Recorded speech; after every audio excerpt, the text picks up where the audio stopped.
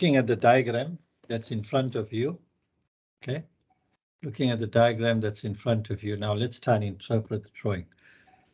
You've got what looks like a section through a beam, slab, and then you've got the column in the background, okay? And it says 650 by 450 column, okay? You've got then mention of the beams. All right, you're being shown 800 depth in the one direction and 600 depth in the other direction. So let's try and first just put something down to understand what's going on here, right?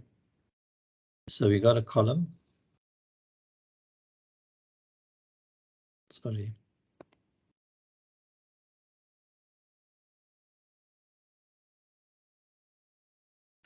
Right, so we got this rectangular column. It's longer in one direction in the other, so 650 by 450, so it would be sort of something like that. Okay, and we've got two axes there. The one obviously through there and the other one perpendicular to it.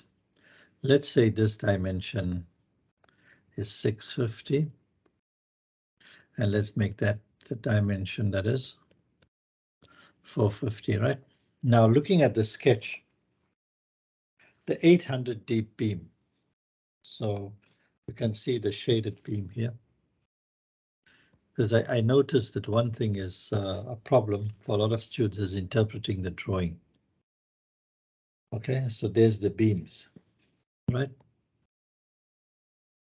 So you're looking at a section through it, and in the background you're seeing the column, right? So there's the beam there that's shaded. Now where's that beam in relation? So this is 650, therefore I'm calling this the x-axis because the x-axis is usually the major axis, right? Remember what I said? We're not using the x, y, z axis like we normally know it. We're using x here to denote that's the major axis. It has the larger dimension perpendicular to it. Okay, all right. And then at the y-axis, for the y-axis, we have the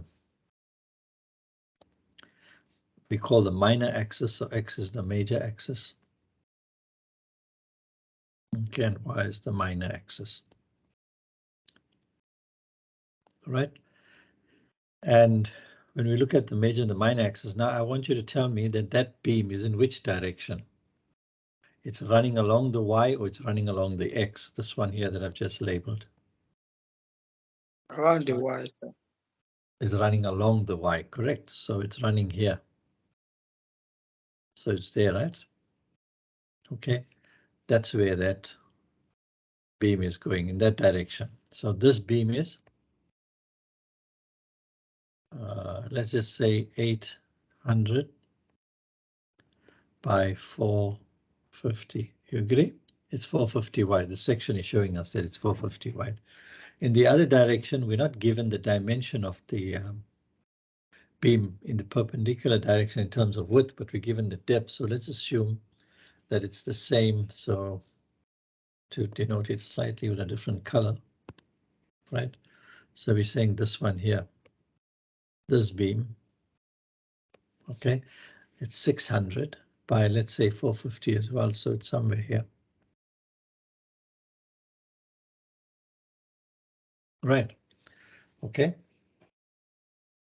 Right, then the next thing is the moments. So when it comes to the bending moments, we're saying that the 280 and the 220, the 280 and the 220 are about the major axis. So they're acting about that major axis, right?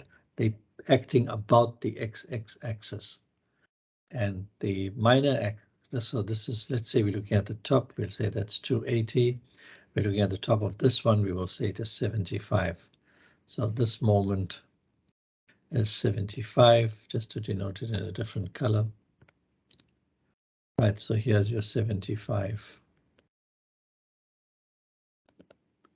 Right, so that's the direction of the moments. You must know which way they are going, right? Perpendicular to what, or in rotating about what. So the green one, the 75 is rotating about the y. The red one is rotating about the x-axis. Now, why do I put the arrow in that direction? If you remember our right-hand screw rule that we used in, I described to you in analysis. Okay, so let me see if you can see me clearly there.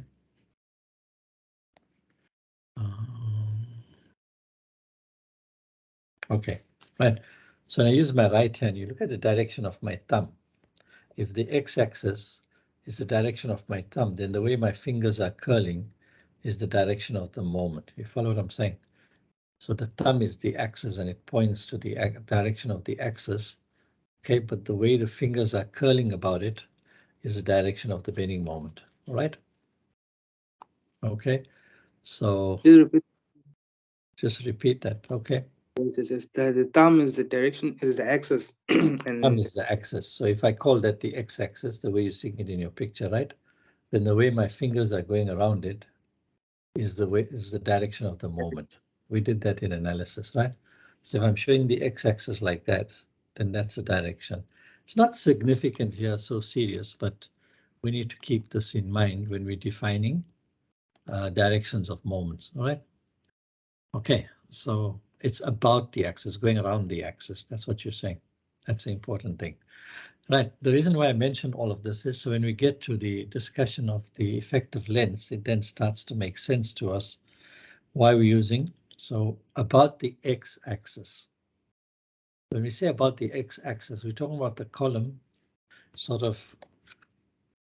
There's the x-axis. We're referring to the column, sorry.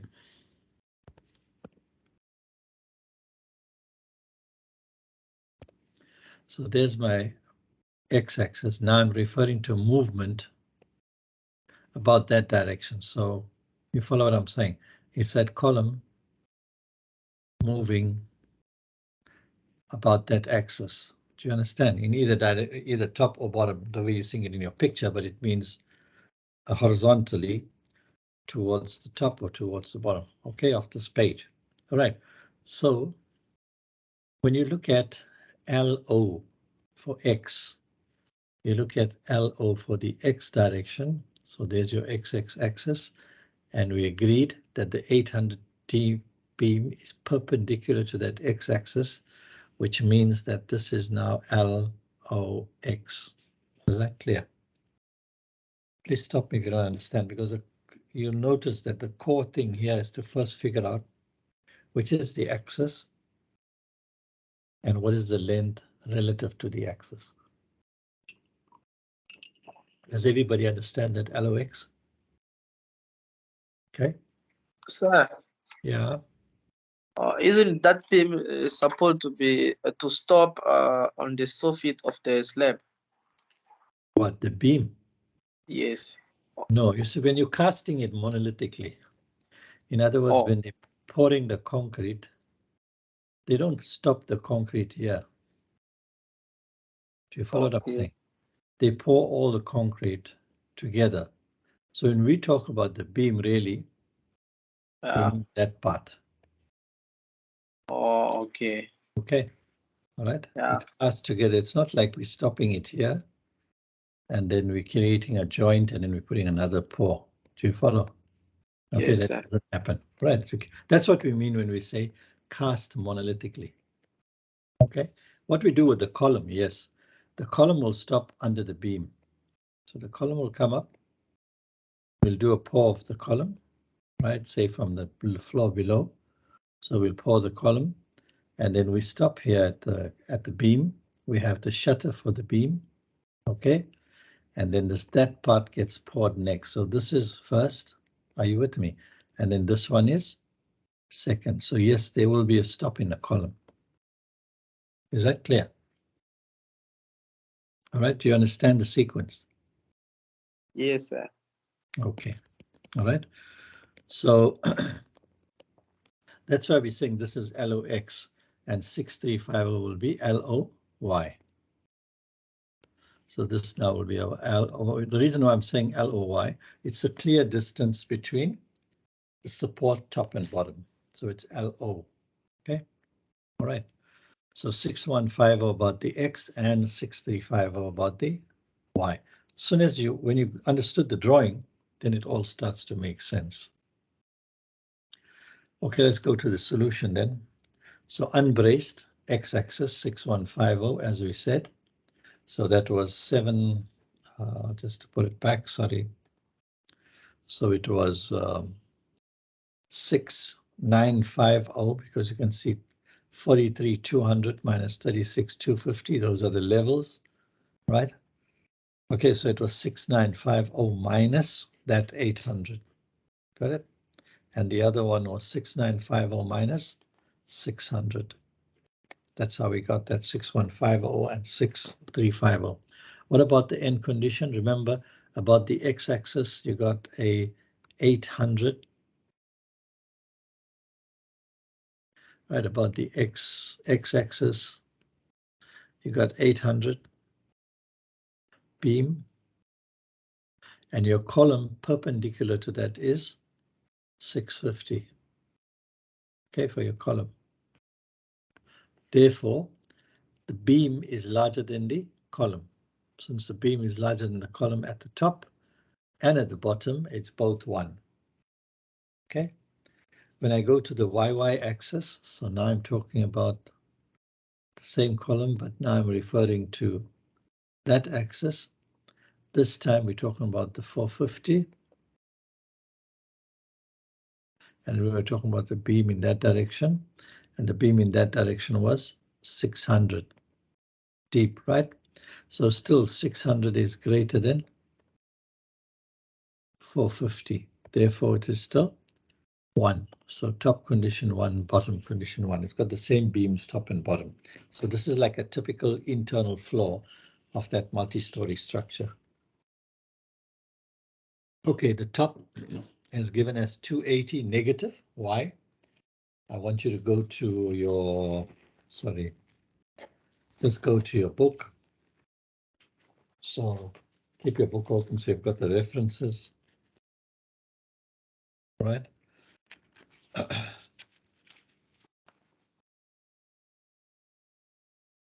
Which page are we talking about? Page 6.4, I think. Where's the book? Oh, here we go.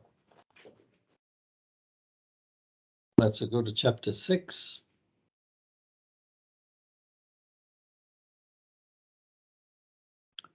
Okay, and what we discussed first about effective length is covered on page 6.3, right? The end condition covered at the bottom there, beam or slab depth exceeds column dimension. We've discussed that. We're looking at the table and we're looking at the moments in terms of the sign. So how do we allocate the moment signs? So we've got a column that is the slenderness limits, which are given on page 6.7, right? Page 6.7 says smaller initial end moment, which should be taken as negative for a moment for a column bent in double curvature, and the larger initial end moment taken as positive. So it's actually a little bit upside down here. This one should be, this is the smaller moment, so this should be negative, and this one should be positive. When it's 75, both of them have the same number. It doesn't really make a difference. Anyway, let's come down to major axis is unbraced, right? So this axis here is unbraced. There's no bracing about the x axis, but there is bracing about the y axis. So this one is braced. All right. So we look at unbraced and we go to page 6.7 in the book. Okay, a column that is unbraced about a perpendicular axis may be considered short if its slenderness ratio about that axis does not exceed 10. So we said restraint condition at the top is 1, restraint condition at the bottom is 1. We go to table 18, which is on page 6.4, right? And we look at end condition 1 for unbraced columns, 1, 1, and you'll see it's 1.2. Right, so the top condition is 1, the bottom condition is 1. You go to table 19, right? So this is table 19, remember, and this is on page 6.4. Okay, so you got 1.2 LEX, 1.2 times 6150 gives me 7380 short. limit is 10. There we don't have to worry about 17 minus all of that stuff. And LEX over H is 7380 divided by 650, 11.35, which is greater than 10. Therefore, it is slender. Now we calculate beta A because we need to add the moment, right? Whenever you got a slender column, you need to have additional moments due to the buckling of the column. So 11.35 squared, and this comes up in the equation that you are given on page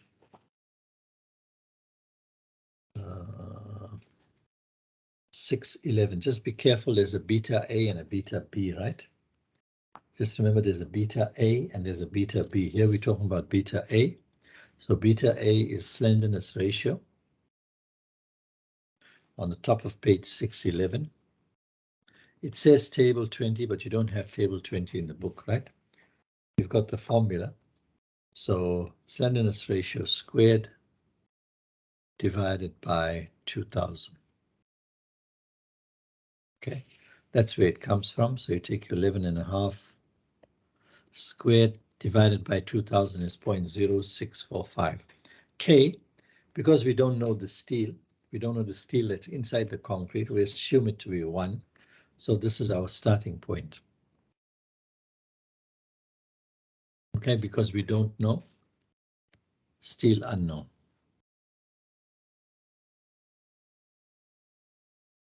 Are you with me? Because we don't know what steel we're going to have in the column. Now what we're supposed to do is, once we get this, the reinforcing, we're supposed to put it back and iterate and check whether it's coming close to the correct answer. Okay, so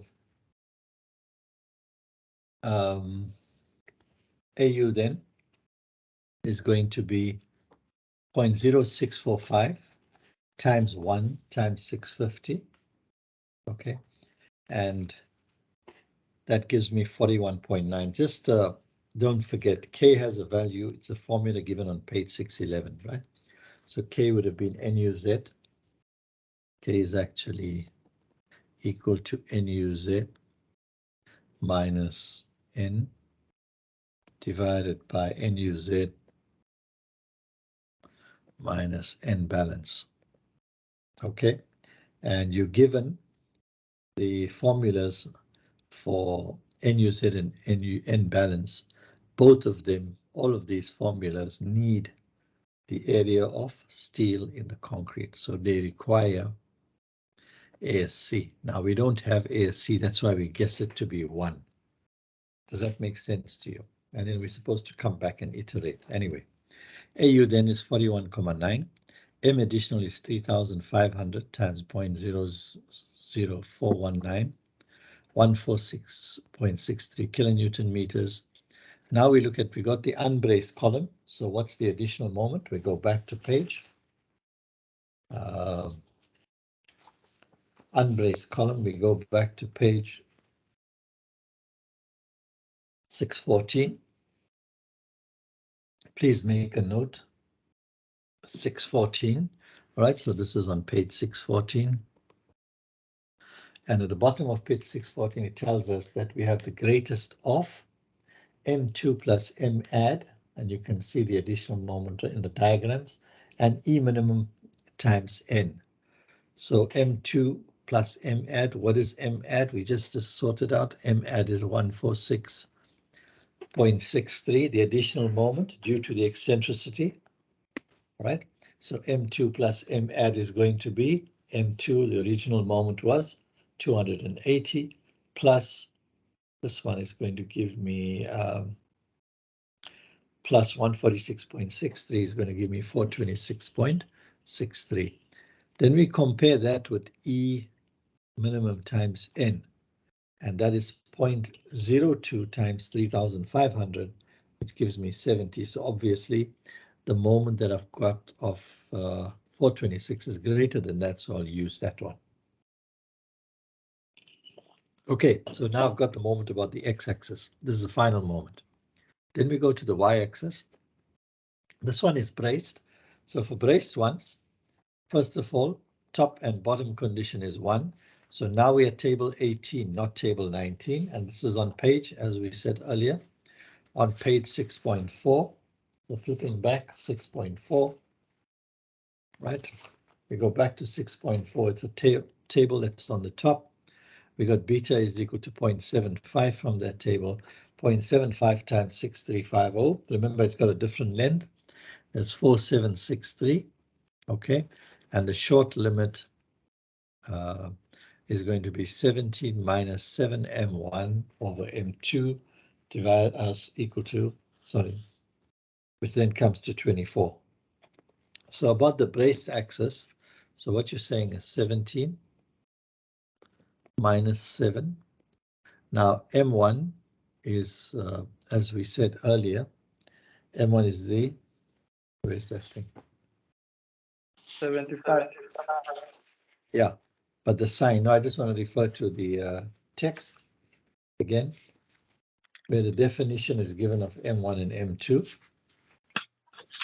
M1 is a larger moment, then the smaller Larger. one. All right.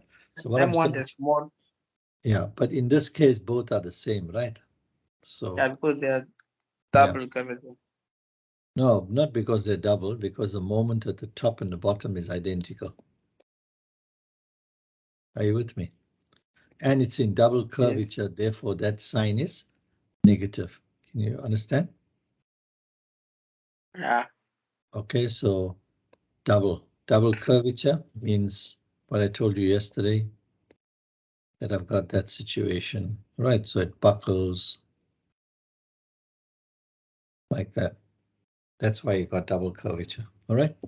So 17 minus 7. 55 divided by 75. Yes. I want to know how do you got the 6350, because I don't know if the beam no, the slab is the beam, I mean, is two-way spanning, because I got 6-7 something. No. Sorry, 1 second. What I'm saying to you is, what I'm saying to you is, we discussed that here. It's going to be 6,950 from there to there. Yeah. Minus 600. What two-way spanning you're talking about? Because when the beam spans in one direction. Let's get our what we're saying correct first. A slab spans in two directions, but a beam spans in one direction only, right? So instead we mustn't subtract only the 200 slabs. No, with the slab, from the top of the slab to the bottom of the beam. Remember, the beam and the slab are connected into the column. Okay. But here we're referring to the depth of the beam. If I had this situation, here, sorry, just so you understand. If I had this situation, I had only a slab, I had no beam. Are you with me? Yes. So here, this is a slab now, right? There's a slab and this is a beam. So here, there's no beam at the bottom. Then I would have gone from there to there. And in the other direction, I go from there to there. See the difference? Yeah. Okay. But here I have a beam. It's not just a slab. I have the beam as well, and the beam 600. So I subtract 600. Okay. All right. No, I'm so sorry. Yeah.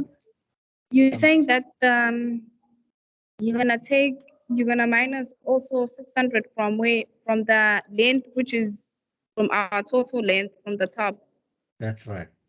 Oh, I thought you were talking about the beam at the bottom. No. We take the Okay. floor to floor height. So we take this height from there, right, to there. Okay. That's the height. When we work floor to floor. So 43,200 minus 36,250 is equal to 6,950. All right. So that floor to floor height is 6,950 meters. Got it? And then from there we're subtracting 600 about the YY and 800 about the XX. Okay. Any other questions, guys? Please, if you're not sure, ask, because everything is about this, involves slenderness. Whether we add an additional moment or not is a function of the slenderness ratio. Okay, let's see if I can just sort of, what you call it? Yeah, okay, I'll come. Right, let me come back to this. Yeah, okay. So are there any questions regarding this now? So 0.75 times 6350, 4763. We got LEY. Short limit is 17 minus 7. So I told you it's 7 times 75 negative divided by 75 gives me 24 positive. It increases, right? The limit increases. Slenderness ratio 4763 divided. So the actual slenderness ratio of this column is 10,58, which is a lot less than 24. Therefore, it is short. Since it is short, there is no. Therefore, hence, no additional moment. All right, the only time you have the additional moment is when it is slender. Okay, so M2 is 75, E minimum is 0.02 times 3,500. That's going to be 70. So N is 3,500, E is equal to 0.02, and that gives me 70. My is going to be 75. Again, right? We got now mx over h. So the moment, because we got biaxial bending. Sorry, Kristen. Because Yes, I got, yes, listening. can you please just go back to that question, to that answer that you just showed? That 17 minus 7 minus, Yeah. I'd like to see the signs for M1 and M2. Yeah, so there's the sign. 75, the negative. Can you see that negative? Yes. Right, that's the negative sign. Sorry, I took it out by mistake. What am I doing? That's a negative sign there. Yeah, because the moments are the same. Okay. Right, and because I got double curvature, therefore I've got a negative. If I had this, if my moments look like this, 75 and 75, what's the sign?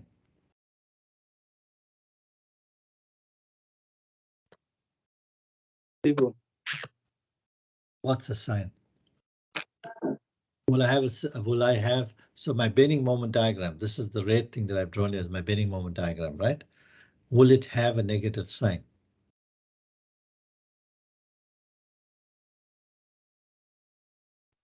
No, there's no negative sign here, right? So then look at the difference now. Now the slenderness will be like this. 7 times 75 positive. Sorry, 7 is on the outside. Apologies. 7 times 17 minus 7, 75 over 75, which is 1, right? Okay, so now it's going to be 10. You see the difference? Double curvature, okay, is actually better for buckling than single curvature. So it gives you a better resistance. And this is single curvature. Remember, your moments are running in one direction. Sorry, in the opposite direction at the end. So your curvature is like that. Okay. All right. Okay, I hope you understood that then. All right, thank you. Okay, now I've got mx over h. So remember, in steel, when we do steel design, I told you we have mx upon z and we have my upon zy. So we got mx over zx and we got my over zy and we add it to p over a. So there we take the interaction equation completely. taking into consideration the different moments. But when it comes to reinforced concrete, what they do is they enhance the moment, which is maximum, by including the moment in the other direction. So we've got mx over h is 0.656 and my over b is 0.167. So 0.656 is greater than 0.167. So mx over h, what you're saying is mx over h is greater than my over b. All right, and because this is what you've got, you're going to increase mx by how much? So now you go n over bh FCU. N is 3,500, B is 650, H is our 450, and then 25, you get 0.399. All right, now you go to the table, which is in the book. This is beta B. Please note this is now beta B, no longer beta A. Beta A was used. Beta A was used here, remember? Okay, beta A was used here. See the difference? Was used for calculating the multiplier for eccentricity. Okay, that was beta A. When it comes to beta B, this is just plain beta because it's a factor for effective length factor. All right, but when we come to beta here, where is it? Beta B, now you can see the difference. All right, so beta B is a different thing altogether. So we look at beta B, and where do I find the number from? There's a table that is given on page. Where's my table? Sorry.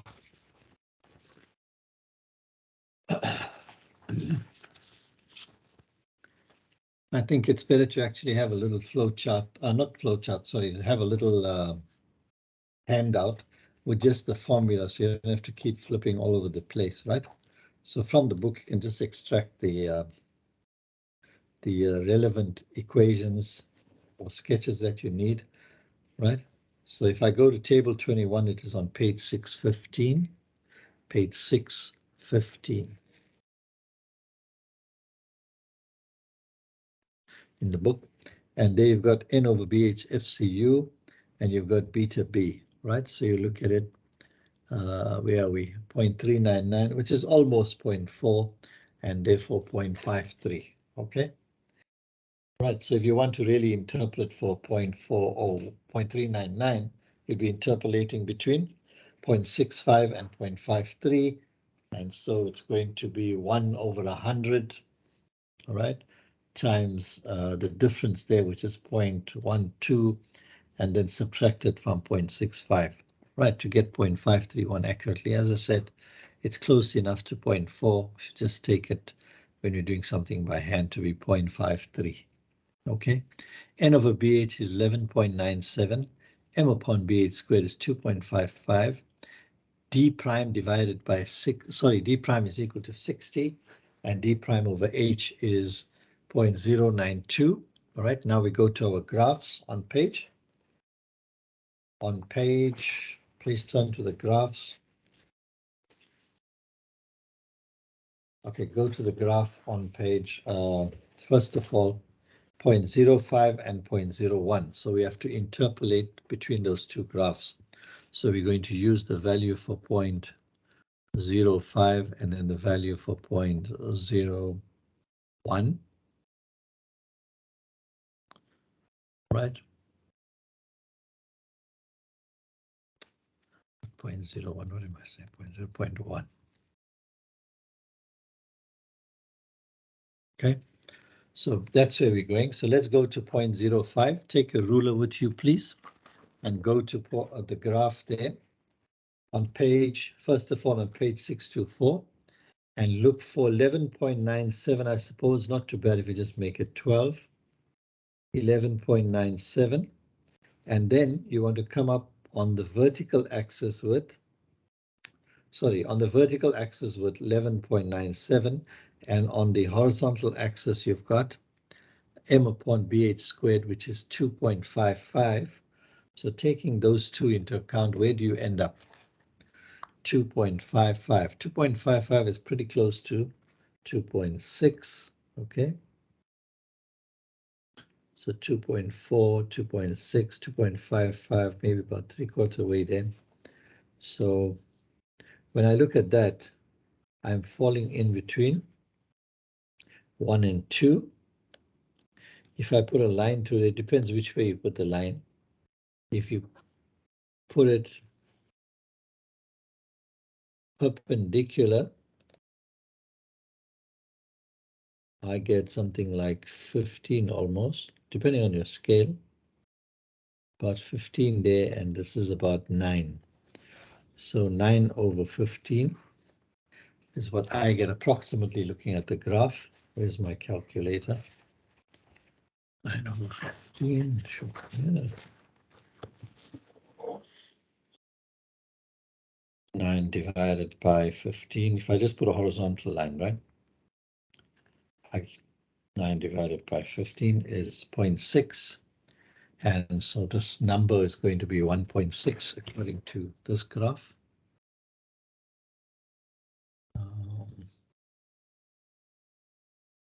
Percent, that's the reinforcement. Now let's go to the graph for 0.1 and do the same thing. So go to 12 vertically, right? And we go to, what's the other one? 2.55, as I told you. 2.55 is going to be about 3/4 there. 2.6, 2.55.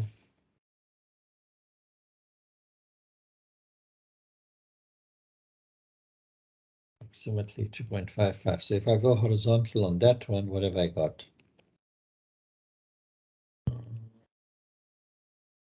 Now if I go horizontally, I get my line to be approximately, sorry, just trying to measure it in millimeters here. My line's about 1.9. Do you see that? Is it 1.9 for you as well? And now for that 1.9, the position here is 1.1. Okay, so 1.1 divided by 1.9 is going to be 0.6 as well. 1 point, I get almost the same thing. Does that look right? Or let's try it in a direction perpendicular to it. If I go perpendicular, it's a bit better. 0.6. Yeah, I still get 0.6. All right. So graph, I don't know how he gets 1.8, but I've seemed to be coming around 1.6. What do you get, guys? What are you getting? 1.86. You get 1.8. My glasses or my ruler, I don't know what's going on here. Because let's go horizontally, right? You got 12, almost 12, correct? Okay, and then with that 12, you go between the lines 1 and 2. And I put it down. It's almost 3 actually, and 1.1. 1.1 divided by 3.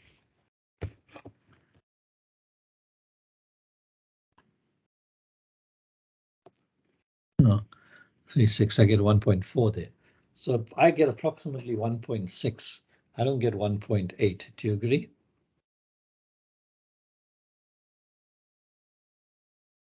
Hello? Do you guys agree with what I'm saying?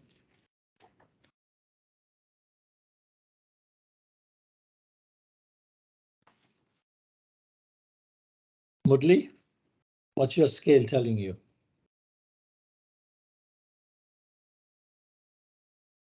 Then you scale it from the book.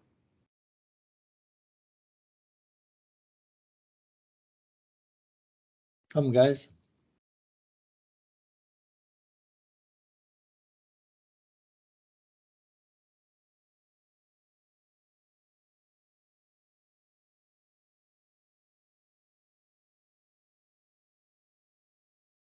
I don't think I have the curves anywhere here. No, I didn't make a copy of the curve, so let's see if maybe if there's one there. presentation. 1.5, yeah, I get 1.6 approximately, okay? So it's a bit of a challenge that.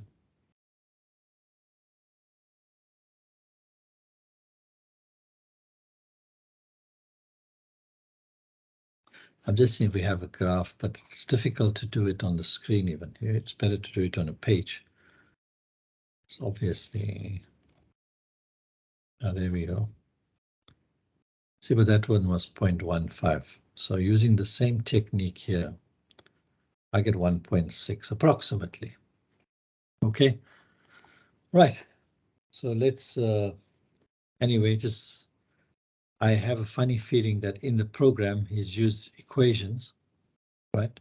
And based on the equations, he got 1.8, ASC required 5265, ASC minimum is 0.4% and 6% maximum. So it must be between there. So we've got, if you got 5265, that means it's 8Y32s. Please go to page, where's our, or on your, what do you call that thing? The handout with your flow charts and stuff. You're going to find it quickly. You just go there and look at 32's number of, and I've got 8Y32, 6434. Okay. So 8Y32 is 6434. So I've got minimum, maximum, links having a diameter no less than 1/4 the diameter of the largest bar to be provided at spacing not exceeding 12 times the diameter of the smallest bar. So it's R8 at 300 is fine.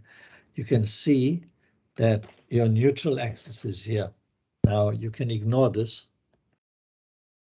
You can just put this as nominal, and I'm not sure why. We'll check the percentage just now, but 0.4% is minimum. We've got 6.4, which is greater than that one, right? It's greater, so that's not a problem.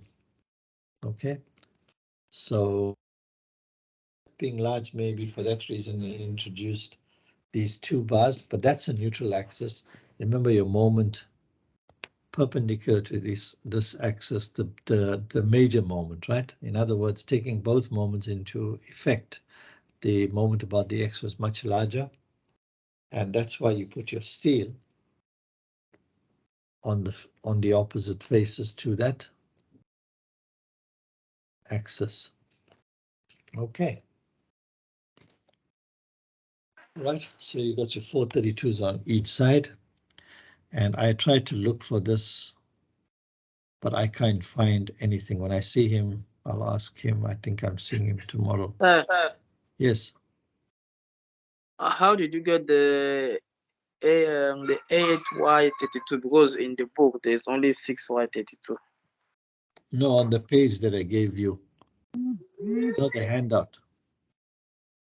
The flowcharts, that staple flowcharts page. Go to the cross-sectional area of given number of bars there. The flowchart for the column. Okay. The ones that I gave you at the test, man, that handout. Oh.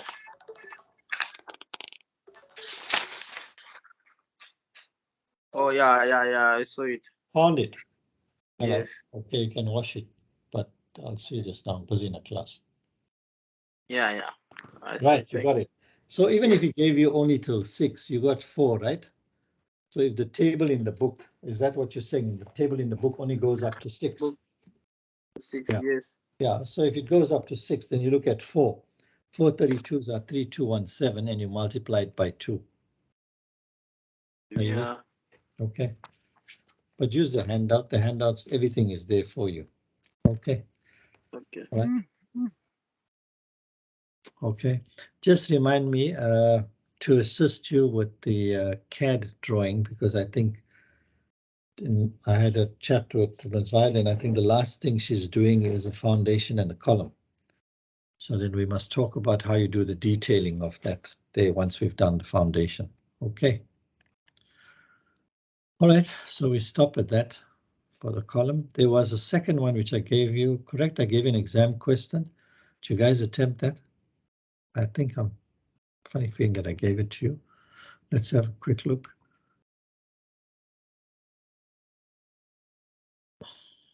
thought I said you had to do 2 tutorials. Let's go to columns and files. No. Or maybe because that lecture was done under general. Let's have a look there. Files.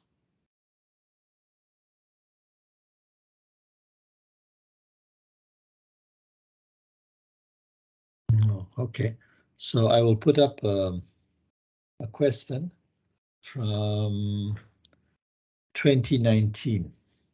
Okay, it's not, yeah, it's a BET 2019 paper, and there was a column there, so I'll put that up for practice and then we can look at that. Okay, so for now, I hope you did this one, this tab.